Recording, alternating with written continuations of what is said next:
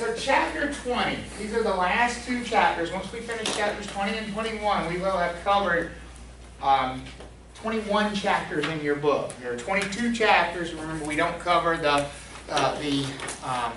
insurance chapter at all. It's not tested any longer.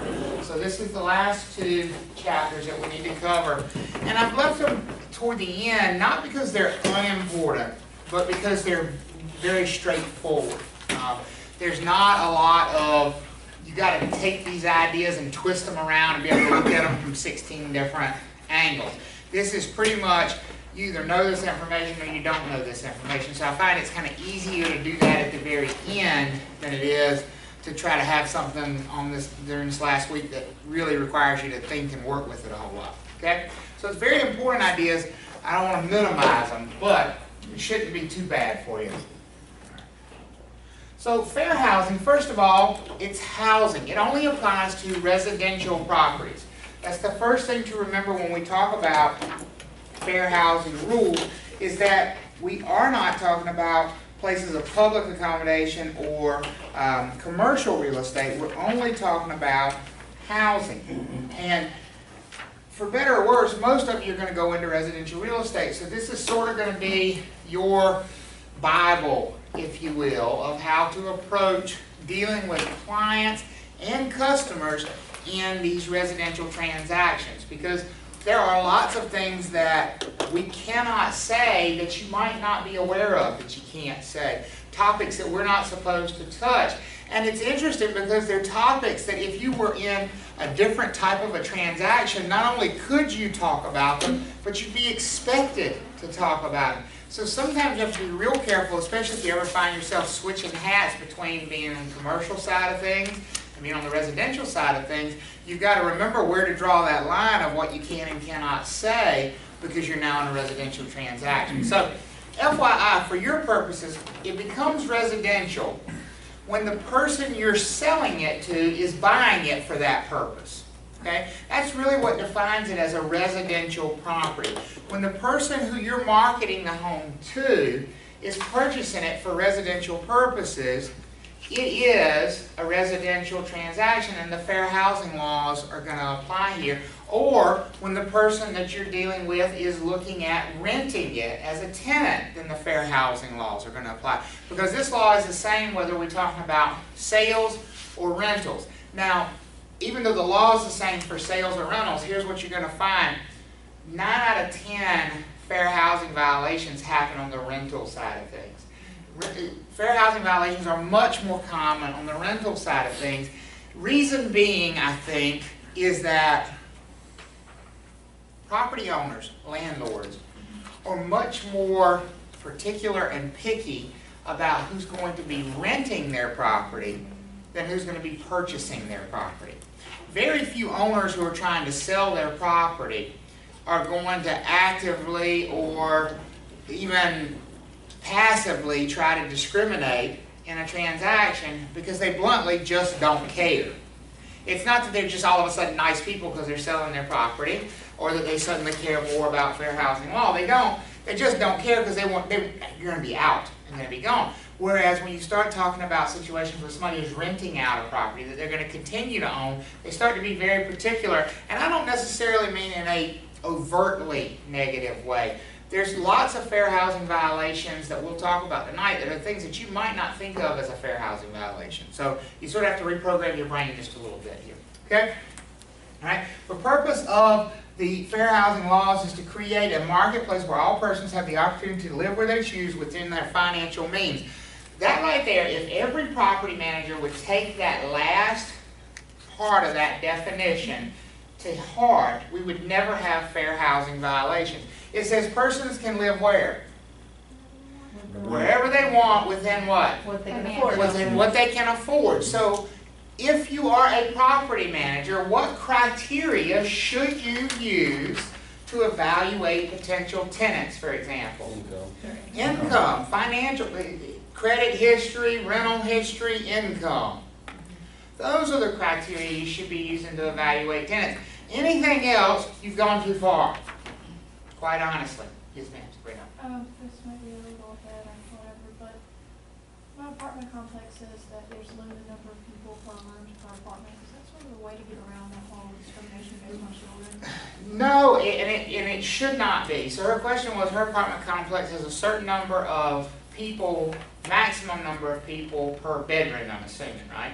And that's actually okay because the Department of Housing and Urban Development has actually put a standard out, and it's been in place for years and years and years, of a maximum occupancy that landlords were permitted to use and not run afoul of these fair housing laws. And that number is 2 heartbeats per bedroom. Now, I don't know why they phrase it as heartbeats, but that's how it's always been phrased as long as I can remember, is 2 heartbeats per bedroom. What that means is for a 2-bedroom property, as long as they're not being more restrictive than saying no more than 4 people, they're within their rights to say that. You know, and so HUD has been pretty clear about they'll never come after you if you're not being more strict than that. They also don't say they automatically would come after you if you were being more strict than that, but you have certainly opened yourself up to a potential for a fair housing action if you were more restrictive than that. I mean, I could certainly see that there being instances where somebody said, well, no, you know, this is really a one bedroom plus a loft, so we only allow 3 people. Well, you know, that might potentially open them up to some sort of a claim. But as long as you're sticking to that 2 heartbeats per bedroom, you should be okay. Okay?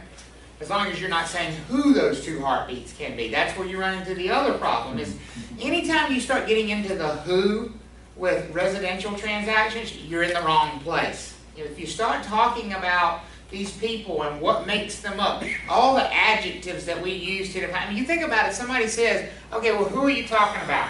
Literally every phrase that you would use to describe that person is a no-no when it comes to fair housing. I mean, there's just almost no possible way to describe people in our common way of speaking without violating fair housing law. So what you have to do is stay completely away from any discussion about the type of people that are occupying a property or seeking to occupy a property. Okay? All right. So non-compliance with these rules is a civil and criminal offense, and you can be disciplined by the Real Estate Commission. So if you violate the fair housing laws, you certainly can be disciplined by the Real Estate Commission. And anytime there's a conflict between the federal law, the state law, the stricter one is going to be the one that we follow. You want to go grab those? They should be ready now. So anytime there's a conflict, we're going to follow the stricter one. This law you need to know. You need to know the name of it. You need to know the year. You probably will see it at some point on the national exam. The Civil Rights Act of 1866. Those of you who are history buffs, what had just concluded in 1866. The Civil War. And the Civil Rights Act of 1866 was the first such legislation in this country, and it is still the only fair housing legislation that we have that never has any exception to it. That's an important thing for a test-taking thing. We're going to talk about all these other fair housing rules in just a minute. We're going to talk about how there are exceptions to those rules. Sometimes you don't have to follow those rules. The important thing about the Civil Rights Act of 1866 is that there's never any exception to it. The Civil Rights Act of 1866 set up what we call now, they did not call it that then, but now what we call a protected class. Anybody want to take a guess what a protected class would be? Somebody who might be discriminated against for whatever reason. That's exactly right. It's a group of people who historically have probably been discriminated against for whatever reason or reasons. And so we're going to say, as a group, this group of people is protected in the transaction. That's what a protected class is. Yes, ma'am. So like LGBT class yet? That is correct. Her question was, is the LGBTQ community a protected class yet? And the answer is no. They are not in the federal fair housing statutes. In the Civil Rights Act of 1866, the first protected class, what do you think it was? Race. And it remains to this day the only fair housing legislation that does not have any exception ever. It is never permissible to discriminate on the basis of race in a housing decision in this country. Because even if you aren't in violation of the Federal Fair Housing Act, which is a different law, you would still be in violation of the Civil Rights Act of 1866 because there are no exceptions. You know, we always talk about the exceptions, right? This is one of those few laws where it's just absolutely across the board, never any exception. So here's what the net effect of this is. It's not just that you can't discriminate on the basis of race. You can't mention it. You can't talk about it. You can't address it as a topic, even if your client asks. You're not allowed. It's off limits. Now, here's a different question. Can your client, the buyer or the tenant, for example, make a discriminatory decision on their own? In other words, I'm not buying in this neighborhood because of who I see over there in that house. Can they make that decision? Is that legal for them to do? Yes. Absolutely. Absolutely. You don't have to like it, but it's entirely within their right to make that decision for that reason. Here's the rub though. It's not within your right to help them make that decision on that basis. So if they start asking you for information, like, well, what can you tell me about the family across the street? Nothing. Absolutely nothing. And what you actually have to say is, I'm not permitted to answer that question. I'm not permitted to talk about other people who live in the neighborhood. You are, of course, free to make sure you feel comfortable in the neighborhood and do any research you'd like to do, but I'm not allowed to answer that question. That's what you're supposed to say. Okay? Is everybody good on the Civil Rights Act of 1866? Good. The Federal Fair Housing Act, which was part of the Civil Rights Act of 1968, took 102 years to get an update. And the Civil Rights Act of 1968 added 3 additional protected classes to housing. The Fair Housing Act was part of the Civil Rights Act of 1968, and it created 4 protected classes, the same one we'd always had for the previous 100 years, which was race, and it added color, religion, and national origin. Race, color, religion, national origin were the original 4 protected classes in 1968. You do not need to know these years when the others were added. You just need to know that they have been added. Okay? So you don't need to know that in 1974 sex was added as a protected class. And by the way, we mean the gender type, not the yes or no question type there. It's not like it's not a survey. So gender is a protected class. You don't need to know that that happened in 1974. You don't need to know that in 1988 the last 2 protected classes were added, which were disability and familial status. So most of these are self-explanatory. And what did I say about these protected classes as far as it being a topic of conversation with your residential clients? Can't mention it. You can't talk about it. You can't talk about it at all. So basically, anything that you see here as a protected class, and by the way, your book gives you the little mnemonic fresh horn to help you remember these if you struggle with remembering what the protected classes are, which is, it reorders them: familial status, race, color, and it reorders them so that you can help you remember it. But I never have a problem with race, color, religion, national origin, handicapping status, sex, familial status. Those are the 7.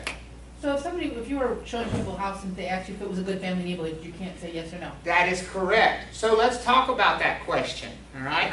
Familial status is a very specific meaning, and it's one that's often confused because it's not as descriptive as the other one.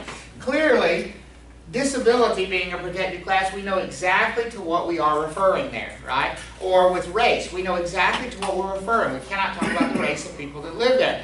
But familial status sounds weird. Here's what it means. Familial status refers to the presence of children under the age of 18. It has nothing to do with the family unit itself. It's not marriage or lack of marriage, being married, single, divorced, widowed. None of that matters.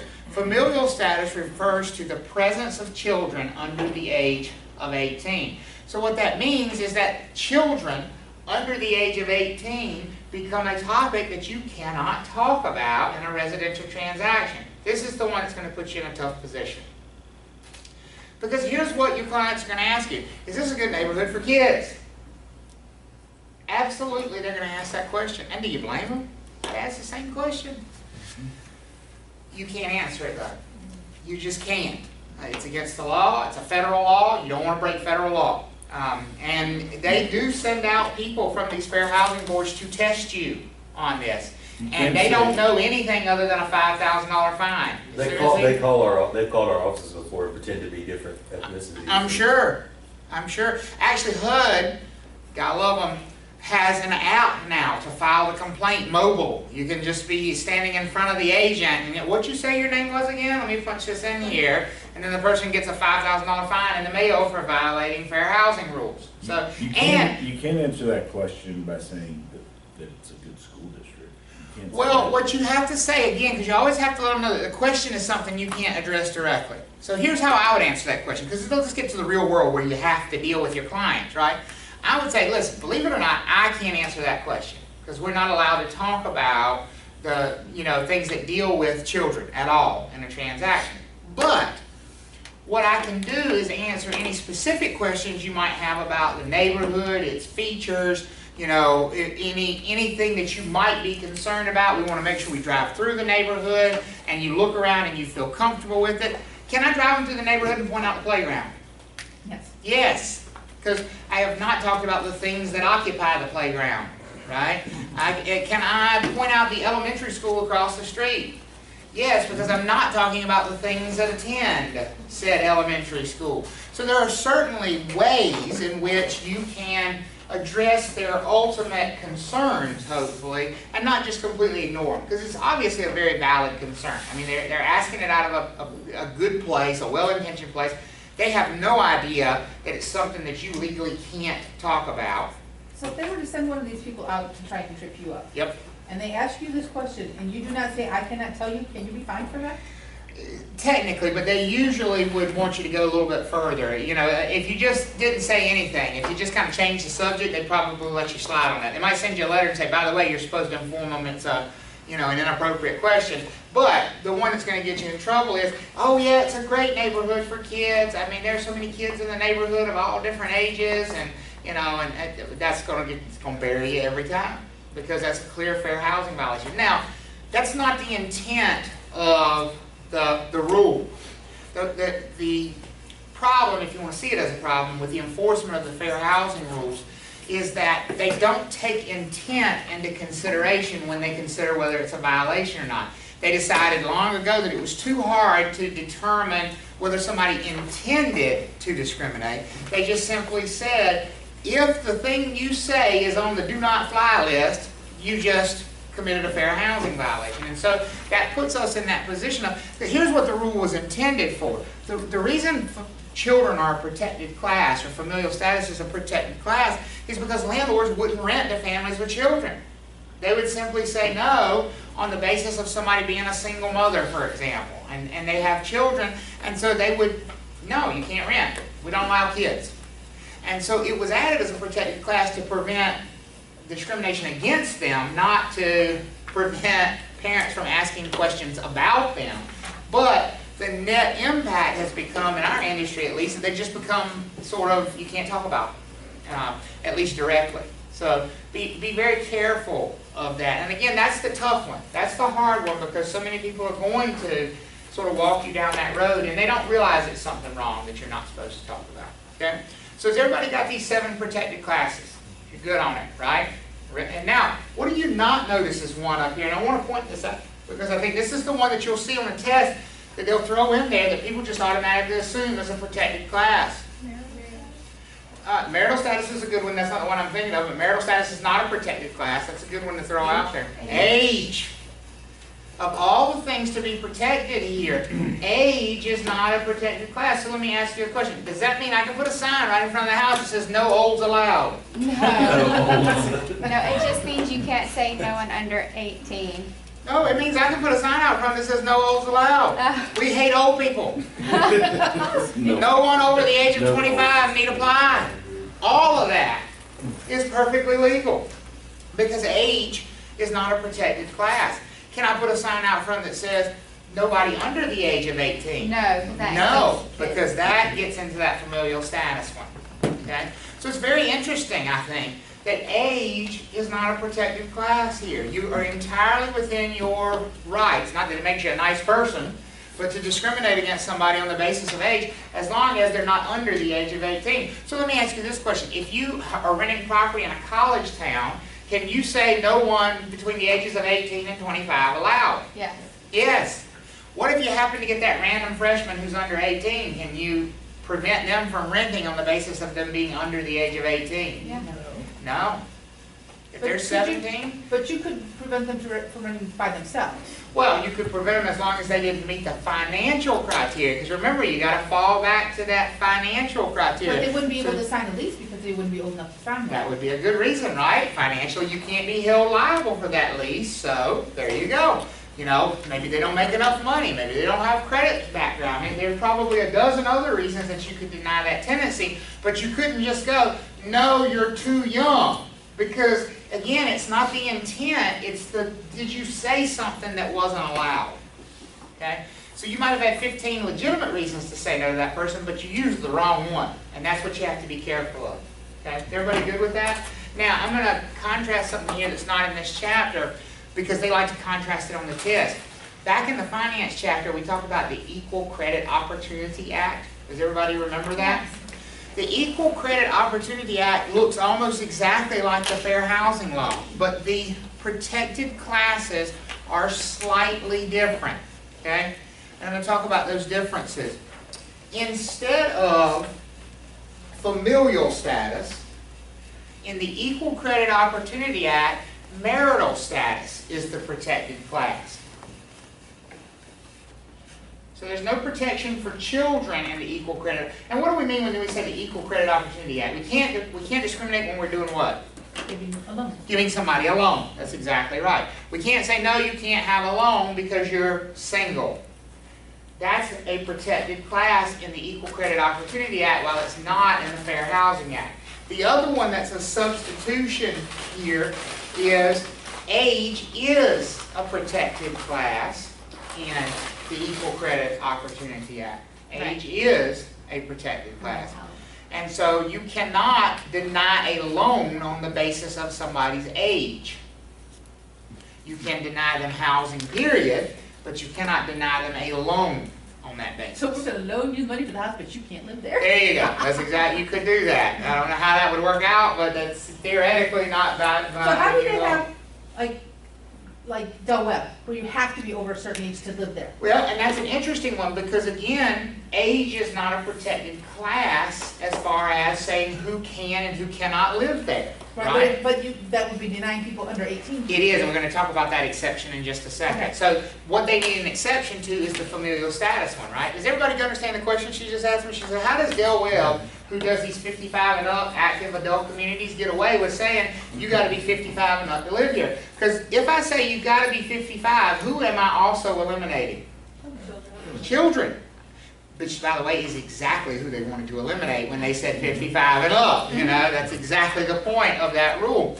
They have an exemption. There's an exemption specifically for familial status for those kinds of communities. But that community has to follow a bunch of rules in order to get that exemption, basically. Okay? All right? Don't they have to have like a certain percentage of an older? And they have to, It's and like that age is 62. 55 actually. They have to have at least 80% of their full-time occupants be 55 or up. And so it's sort of like the Fannie Mae thing with loans. We say, well, you know, Fannie Mae doesn't make loans. And people say, well, how do they set the loan guidelines then? Well, it's not that they set the loan guidelines. They set the guidelines for the loans they're willing to buy, right? And since lenders only want to make loans that they can sell, it ends up that the lenders all follow the Fannie Mae guidelines, right? Well, these communities that wanted to have the active adult community, 55 was not the magic number until the government said, if you want to have these protections, you should have everybody be over the age of 55. They would have chosen a different number. Does that make sense? So while the government's not directly setting these rules, by setting their guidelines, everybody ends up following them. Okay? Familial status, it includes pregnant women, anybody under the age of 18, and that includes literally a woman with child. So any pregnant woman is also protected under the familial status class. And as Sabrina was asking about these occupancy standards, the occupancy standards cannot be stricter than 2 heartbeats per bedroom if you want to be safe under federal fair housing law. Okay? Handicapping condition is a physical or mental impairment that substantially limits one or more major life activities. You have to be exceedingly careful with this one. And this is getting more and more cumbersome, troublesome to deal with on a daily basis. At this point, and this is not in the test, I'm just telling you for real world purposes, if you end up working in a rental setting in particular, and somebody says that they have a handicapping condition, you have to take them at their word. Okay? You are not allowed to question it, you're not allowed to challenge it, you're not allowed to require a doctor's note showing it, you are not allowed to challenge it, period. Yes, ma'am. Is that for if, like, you know how the pets, like, for no pets? Service animals, yes. I know exactly where you're going, yes. You want me to pick it up there? Huh? You want me to pick it up and fully answer the question? I'm assuming you're going to service animals, right? Yeah. Yes, service animals. Service animals under the Fair Housing Act, because there's 2 different definitions of a service animal. This is an interesting one. The Fair Housing Act defines, well, let's start with the ADA, the Americans with Disabilities Act. Okay? Notice we haven't talked about that yet in this chapter, right? We will, but guess what it doesn't apply to? What kind of property are we talking about right now? Rental. Not just rental, but Residential. residential, rentals and sales. The ADA does not apply to residential properties. The ADA applies to commercial, places of public accommodation. Fair housing rules apply to residential properties. They unfortunately have 2 different definitions of what is and what is not a service animal. So that means you have to be able to shift gears as to whether you're operating a place of public accommodation or whether you're operating a residential property and know what is an acceptable service animal. The ADA defines a service animal as one of 2 things: a canine, a dog, or a miniature horse. They have little shoes they wear. Those are the 2 allowable species of animals under the ADA. The miniature horse is actually a pretty fascinating thing. I used to laugh and giggle at that. It's actually, they function as vision assistance animals in the place of CNI dogs. And the thought process is that they live about 3 times as long as the average vision assistance dog would, so that the owner only has to bond maybe twice or 3 times their entire life with 2 or 3 different animals versus a new one every 8 to 10 years like they have to with a seeing eye dog, for example. So I mean, it's really awesome. And there's a lady in Chapel Hill who has one. I have seen her several times come into restaurants, and that, you know, and the Chapel Hill Transit comes and picks her up, and the little horse gets up in the front seat, and they strap him into and he sits right up in the front. You see a horse going by in the front seat of the van over in Chapel Hill. And he wears shoes, and he's just like, you know, he's with her all the time. He's like a big dog, you know, but it's definitely a horse. You see it? What's that? If she's blind, I hate to ask this question, but if she's blind, who's responsible for cleaning up after the horse? He is not only housebroken, but like, I think he doesn't go to the bathroom unless they're at home, unless it's like a really long time. Because I asked somebody that knows her, and he said they've never seen him use the bathroom when she's actually out. And she only stays out for, 2-3 hours at a time before she goes back home. But I think it's a good question, but I guess he's trained, he goes before they leave, and then he goes when they get home. They're trained to only go when she gives a command for them to go. Oh, there you go. There you go. So he's trained not to go. So, but a canine and miniature horse. Now, the Fair Housing Act does not make any sort of species differentiation. It simply says a service animal is a service animal. How many of you have ever seen a service snake? Well, apparently they exist. I don't want to encounter one. If you have a service snake, go somewhere else, because I don't like snakes. A rat, a snake, a dog, of course, a cat, anything can be considered a service animal currently under federal fair housing law. That is going to change at some point in the near future because there's becoming increasing pressure because people are abusing it, obviously, in a lot of cases. And so that's going to change, but right now that's the definition. But what you all need to know is you can't challenge people on these things. If they say, particularly on the fair housing side, that they have a disability or a disabling condition, you have to take them at their word. And on the service animal front, you can ask them two questions. Number one, is this a service animal? That's a yes or no question. If they say no, can you deny the animal? Yes. If they say yes, you ask one more question.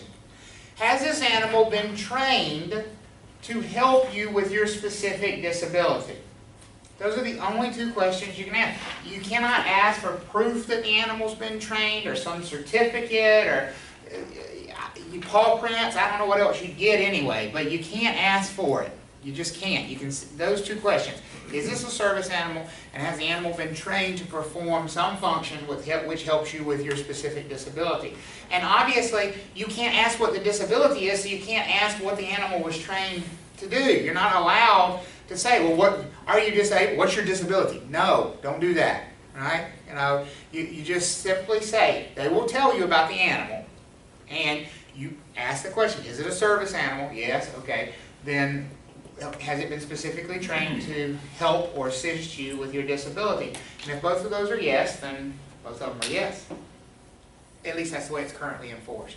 Okay? If they say no, it hasn't been trained. If they say no, then again you can deny the animal because you're only required to allow specifically trained service animals. The big thing is you just can't ask for verification. And so most people aren't either going to be savvy enough to know what the questions are, or once you ask it, read between the lines. If I say no, they're not going to let me have my insert whatever animal there is here.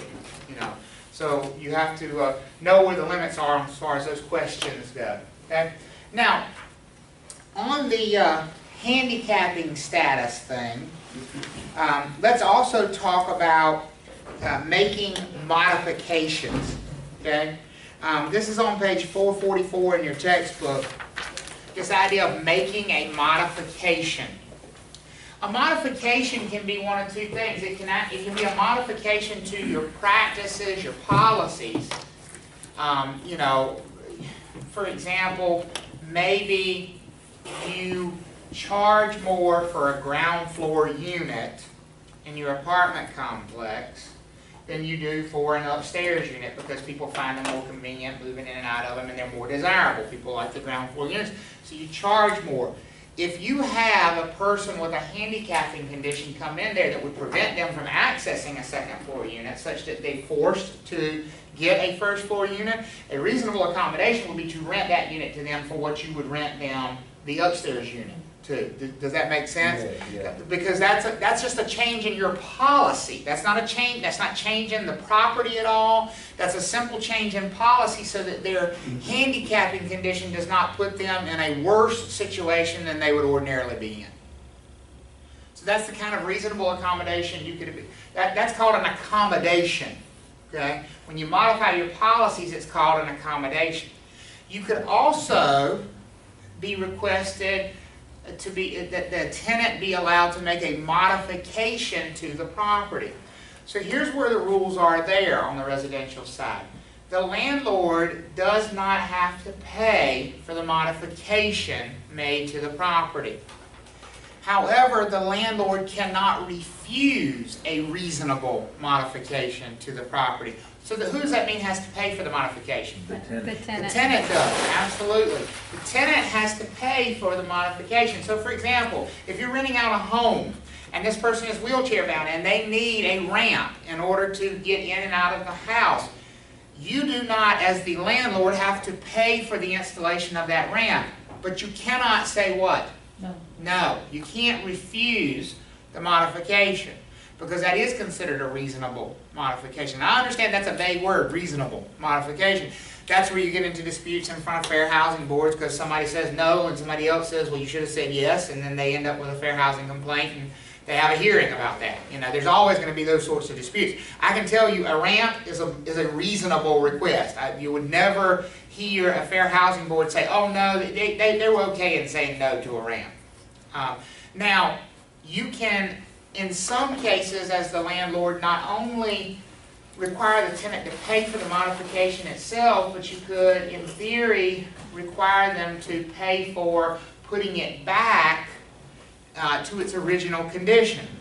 That was going to be my question. We had a lady that wanted to put a ramp in the back, or back deck of one of our residential properties. Of course, we let her in. She paid for it. Well, Yep. 4 years later, she moved out.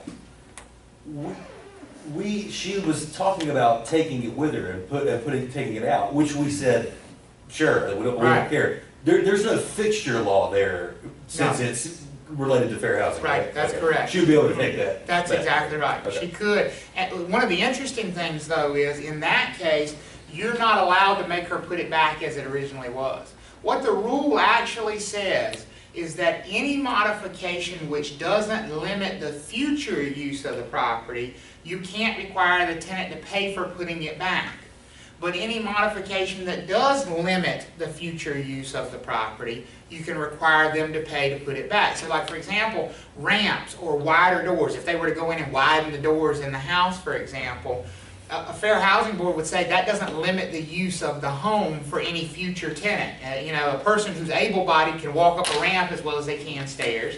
A person who is able-bodied can use wide doors as well as they can standard width doors, so it doesn't limit the use of the property. However, if they do things like take out the kitchen cabinets and put just countertops in, you know, I've seen, you know, there are some people who need to be able to roll under certain parts of the countertop so they have workspace and that sort of thing. Or with bathroom vanities, that's a very common modification that might be made to take out the vanity itself and just have a freestanding countertop so that they can get under it.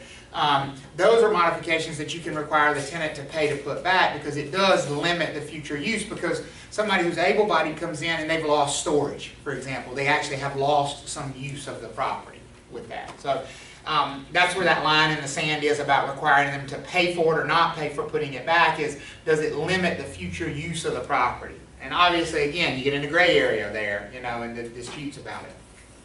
But key here for you guys with test, with a modification, you can't say no, but the tenant has to pay. Okay? They can't just make a demand and say, you have to put the ramp in for me. You may do that, you may choose to do that, and that's fine. You can choose, but you don't have to.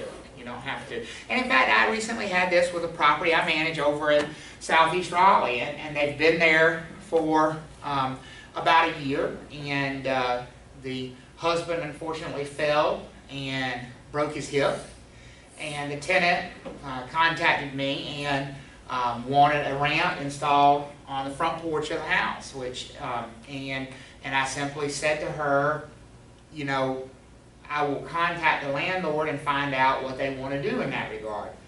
And I called the landlord, and the landlord said, do I have to do it? And I said, no, you don't, because I mean, this is my client. I have to answer the question that they've given me. I said, no, you don't. You don't. You can't say that they can't do it. You can't disallow it, but you don't have to pay for that ramp if you choose not to. And they said, well, we're not paying for it. Now, you know, I'm not going to pass a moral judgment one way or the other, you know, on that, because it's not my job. I simply relayed the information. Of course, the tenant didn't like it, but ultimately, if they wanted a ramp, they had to pay. Their options were to either vacate the property, willingly. We're not going to hold. We can't hold them to the lease because they need the ramp and it's not there. Or they could pay for it on their own, and they chose to pay for it on their own. I'm not sure that's what I would have done, but in that particular case, but it's what the landlord chose to do. Probably had something to do with the fact they've been late on the rent 2 months in a row. But, you know, just as a suspicion would be my guess there. Okay? Everybody good on reasonable modifications and accommodations under the Fair Housing Law? Good. Good.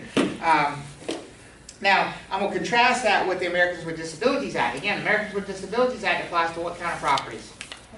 Public or commercial properties, places of public accommodation.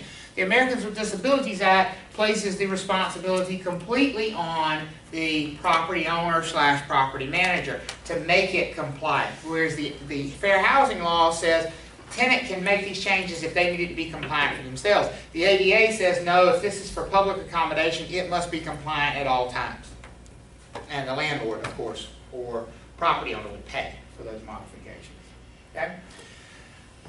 Page 445, probably the most important section of the chapter from a test-taking standpoint.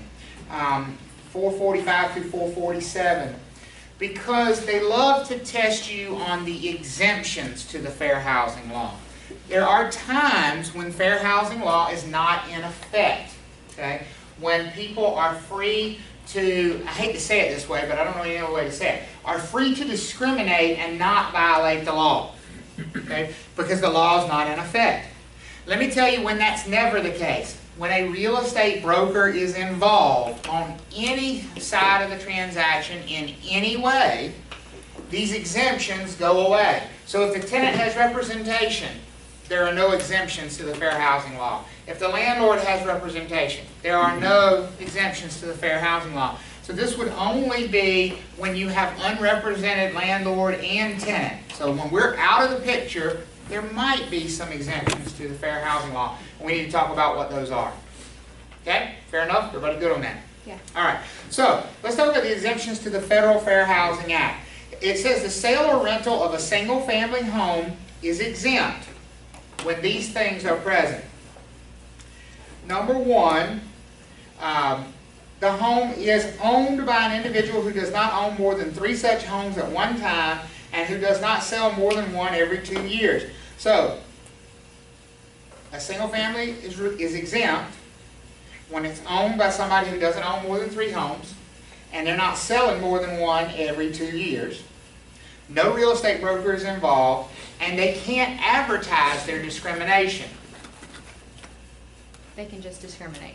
They can just discriminate. They can actively choose. I had to say it. I was like, They can choose to discriminate. In other words, they can look at somebody and say, I'm not selling my house to them because of boom. But they can't put that in an ad somewhere. They can't put an ad out that says, if you are this, you need not apply. Whatever fill in the blank this happens to be. You know, if you have kids, you need not apply because the house is next door to my elderly mother and she don't want a bunch of kids screaming around her. You know, whatever that is, you can't advertise that discrimination. No real estate broker, no advertising of the discrimination. But if it meets that criteria, then the seller, so a FSBO, is what we're talking about here. A for sale by owner is exempt as long as a real estate broker is not involved in any way and as long as they're not advertising their discrimination.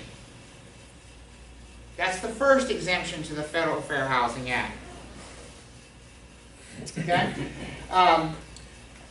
The second one is the rental of rooms is exempt in an owner-occupied 1 to 4 family dwelling. So anything up to a quadruplex, single family, duplex, triplex, quadruplex, and that phrase owner-occupied, what does that mean? you have to stay on one of them. That the owner must live in one of these units. So, if the owner lives in one of these units and they are renting out 1 or more of the other units, can they discriminate? As long as it's not more than 4. As long as there's not more than 4 units, what else? And They no don't broker. advertise their They don't discrimination? advertise their discrimination, and what else? No broker. No real estate broker involved. Those are the criteria, okay? They are free to discriminate as long as they don't advertise that discrimination, as long as they live in one of the units, and as long as they don't involve a real estate broker.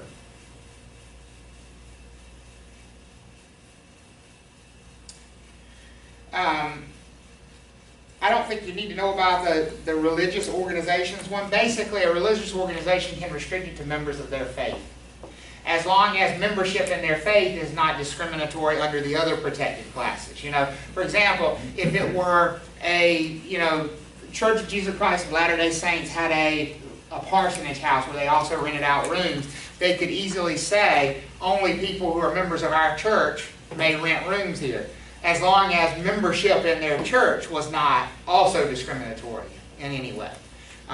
That's an exemption. Speaking of that, you may have said this and I missed it, but I know religion is one of the 7. Yep. Does that mean that you can't reference a religion in like a church Yes. in an ad? You should never Right, okay. say churches, synagogues, Or near. mosques, temples. Right. You know, even in the directions, if you're giving somebody as a point of reference, you should not say like right across the street from St. James Episcopal Church, for example. That's a no-no in fair housing parlance, because again, the whole thing's just off limits. You can't go there. It's a good question. Everybody hear what she asked? Don't put things like churches or whatever in your property descriptions. If someone called you and said, "Hey, I'm lost. How do I get to where you're at?" Where is that? Where do you follow It that? becomes very tough, but you're not supposed to do it. It becomes very tough. Some people get places by landmark. Yes, I know. I understand.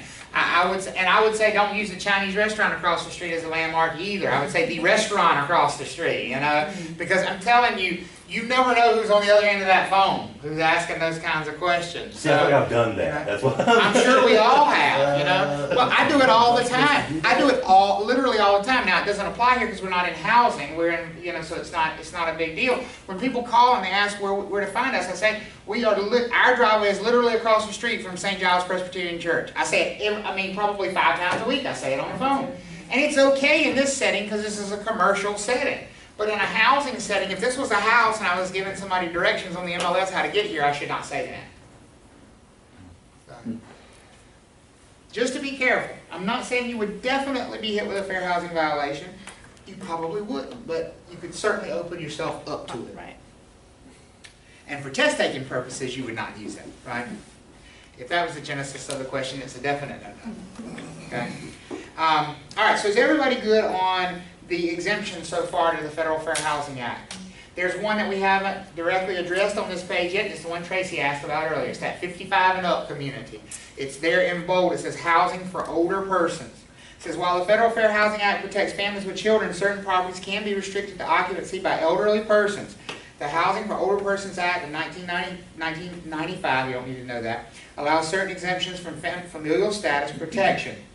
Housing intended solely for occupancy by persons of age 62 or older, or housing occupied by at least one person 55 years of age or older per unit, where 80% have more than 55, where 80% is ever.